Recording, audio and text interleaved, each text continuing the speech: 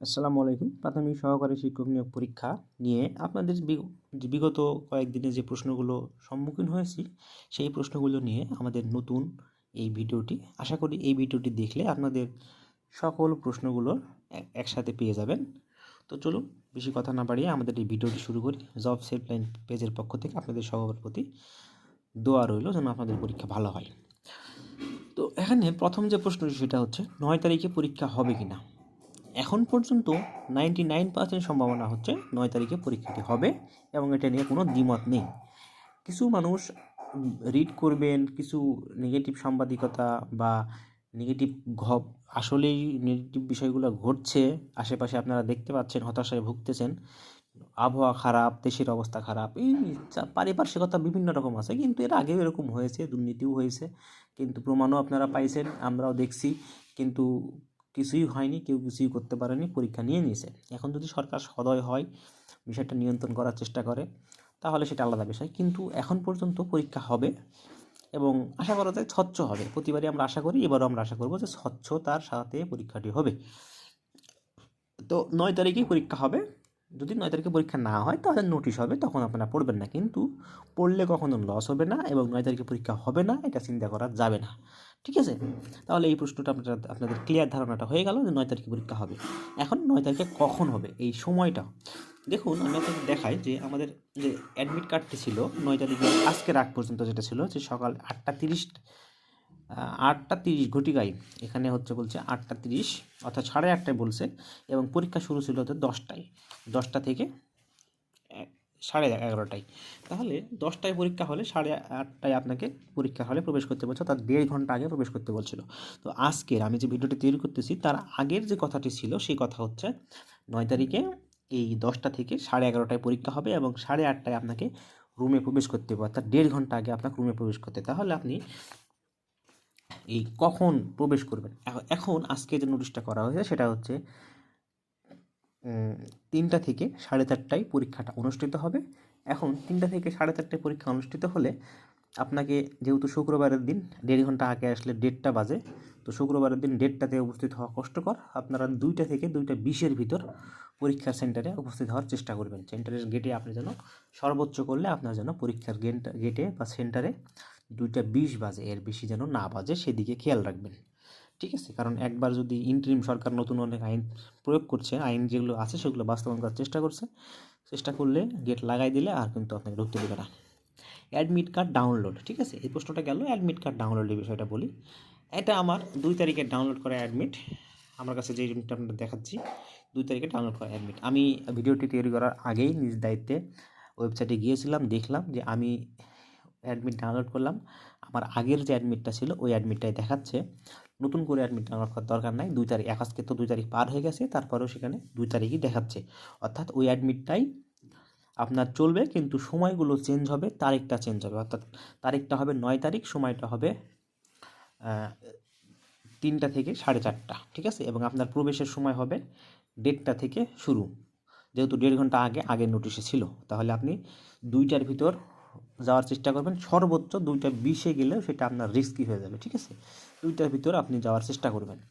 এর পরবর্তীতে admit card download আপনি করবেন কি না, ডাউনলোড করার দরকার নাই, যারা করে ফেলেছেন তাদের দরকার নাই। আর ডাউনলোড করলেও, যারা ডাউনলোড করে ফেলেছেন তারা ডাউনলোড করার দরকার নাই, যারা করেননি তারা করবেন।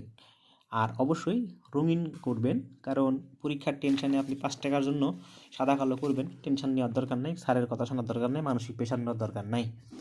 কিছুই হবে না, কিন্তু মানসিক প্রেশার আপনারা নেবেন না 5 টাকার জন্য, ঠিক আছে। তো কাটমার্কটা কত? কাটমার্কটা হলো উপজেলা ভিত্তিক নির্ভর করবে, এটা কাটমার্ক আপনার উপজেলায় যতটা শূন্য পদ আছে, সিট সংখ্যা আছে, তার উপর নির্ভর করবে কাটমার্ক, এবং আপনার উপজেলায় পরীক্ষার্থীরা কীরকম, তাদের মেধাবী কীরকম, প্রশ্ন ফাঁস হচ্ছে কিনা, বিভিন্ন বিষয়গুলো নির্ভর করবে। এটা উপজেলা ভেদে বিভিন্ন রকম হবে। নেগেটিভ মার্কটা কি? নেগেটিভ মার্ক হচ্ছে, এইবার হচ্ছে নেগেটিভ মার্কটা হলো যে, পরবর্তী প্রশ্ন ছিল সেটা হচ্ছে, নেগেটিভ মার্ক হলো যে আপনি ভুল করলে আপনার জরিমানা হবে। জরিমানা কত? 0.5, 0.5 আপনার ভুল জরিমানা হবে। একটা ভুল করলে আপনার 0.5 ভুল হবে। আপনি যদি উত্তর না করেন আপনার কোনো নেগেটিভ মার্ক কাটা যাবে না, উত্তর না করলে নেগেটিভ মার্ক কাটা যাবে না, কিন্তু ভুল করলে আপনার জরিমানা হবে। অর্থাৎ আপনি ধরেন যে আপনি আমাদের তো 90টি প্রশ্ন থাকবে, এর ভিতরে আপনি 80টা প্রশ্নের উত্তর করেছেন। 80টা প্রশ্নের উত্তর করেছেন, আপনার 70টা হয়েছে, 10টা তাহলে কি হয়েছে, রং হয়েছে, 10টা রং হয়েছে, আর 10টা আপনি অ্যান্সার করেননি। এখন কর্তৃপক্ষ যখন হিসাব করবে আপনার নাম্বারটা, তখন আপনি এই 10টা আপনার বিবেচনায় আসবে না, আপনার বিবেচনায় আসবে 80টা আপনি অ্যান্সার করেছেন, এই 80টা, অর্থাৎ আপনি 80 মার্কের উত্তর করেছেন। এই 80 মার্ক থেকে আপনার ভুল হয়েছে কয়টা, 10টা। তাহলে 10 গুণন 0.5 সমান 5। তাহলে 80 থেকে আপনার এই যে টোটাল আপনি 80টা উত্তর করেছিলেন, 80 থেকে আপনার রাইট হয়েছে 70টা। এই 70 থেকে আপনি 70 মার্ক পেয়েছেন। এখান থেকে আপনার এই ভুল উত্তর করেছেন কত, 5। তাহলে আপনার জরিমানা হচ্ছে 5, আপনার নাম্বার হয়ে যাবে 65। আশা করি কাট মার্কটা আপনারা বুঝতে পেরেছেন, এইভাবে নেগেটিভ মার্কটা করা হয়। ঠিক আছে, এটা হলো নেগেটিভ মার্ক, যে প্রতিটা ভুল প্রশ্নের উত্তরের জন্য 0.50, অর্থাৎ 2টা যদি আপনি ভুল মারেন আপনার জরিমানা হবে এক মার্ক। ঠিক আছে, সিট সংখ্যা উপজেলা ভেদে বিভিন্ন রকম হবে, উপজেলা ভেদে বিভিন্ন রকম সিট সংখ্যা হবে। এর ভিতরে হচ্ছে আপনার যে এখন এই সপ্তাহ পর্যন্ত তথ্য চাওয়া হয়েছিল, আবার 9 তারিখে যদি পরীক্ষা হয়, ভাইবা হতে দেরি হয়, রেজাল্ট প্রকাশ হতে দেরি হয়, তাহলে রেজাল্ট প্রকাশের আগ পর্যন্ত, ভাইবা পর্যন্ত বিভিন্ন ধাপে এরা হচ্ছে প্রাথমিক শিক্ষা অধিদপ্তর থেকে উপজেলার শূন্য পদের চাহিদা চাওয়া হয়। এটা প্রাইমারি নিয়মটাই হলো আপনার যে নিয়োগের সময় পর্যন্ত বা আগের সপ্তাহ পর্যন্ত আপডেট যেই শূন্য পদ থাকে সেখানে নিয়োগ দেওয়ার চেষ্টা করে এরা। এটা একটা মৌলিক বিষয়, যে প্রাথমিক সহকারী শিক্ষক না থাকলে সমস্যা, এমনিতেই শিক্ষকের সংকট, আবার নিয়োগ দেওয়া যদি না হয় সেটাও সমস্যা। সেই জন্য তারা চেষ্টা করে যে সিট সংখ্যা বেশি নেওয়ার, অর্থাৎ যতটা শূন্য আছে ততটা নেওয়ার চেষ্টা করে। এখানে সিট সংখ্যা নিয়ে আপনার নিজ উপজেলার প্রাইমারি অফিসে খোঁজ করতে পারেন, দেখতে পারেন, এখান থেকে আপনারা স্পষ্ট তথ্য পাবেন। এবং এর পাশাপাশি ফেসবুকে যে তথ্যগুলো ঘুরতেছে, এইসব তথ্যগুলো ভুয়া, এটা অনেক আগে থেকে ওই একই পদগুলো ঘুরে এখনও ওইগুলোই ঘুরতেছে। ঠিক আছে, আর ওয়েটিং বা প্যানেল, এই ওয়েটিং বা প্যানেল মনে করেন যে আপনার ওখানে 10 জন নেবে, আপনার ওখানে 10 জন ওয়েটিংয়ে রাখা হবে।